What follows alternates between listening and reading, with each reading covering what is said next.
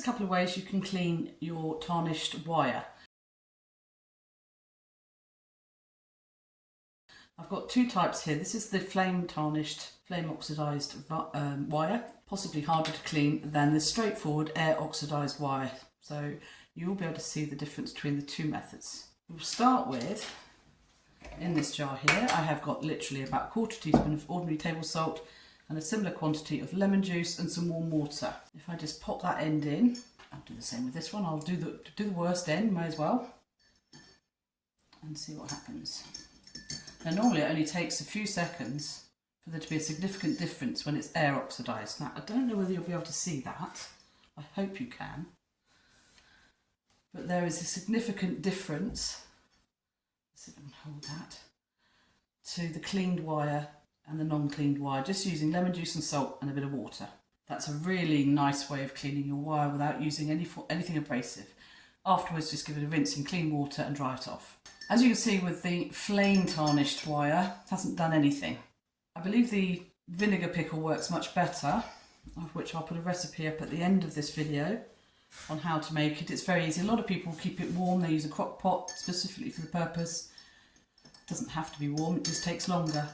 You could keep your jar of pickle, as they call it, and then just warm that up in a pan of water ready to use when you want to, if you don't have a crock pot. It is working slightly on the lesser tarnished end of this wire. You can see it's starting to work, but it's not terribly efficient. So for your flame softened wire, my personal preference is, let's dry that off, to use some wire wool.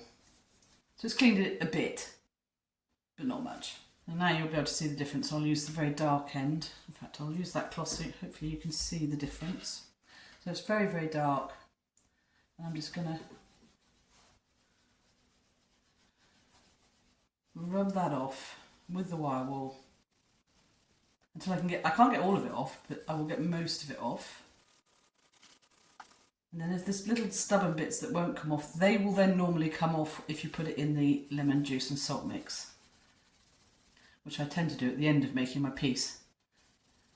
I very often don't scorch the wire quite as much as this anyway, because this has been double heated. Makes it harder to clean.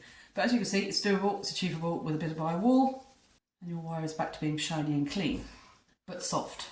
So now it's ready to shape. Now to finish cleaning this, as you can see, this is still quite bent, and I would like to straighten it up before we start making our piece with it. And in the next video, I will show you how I straighten that before we start working with it to make our piece of jewellery.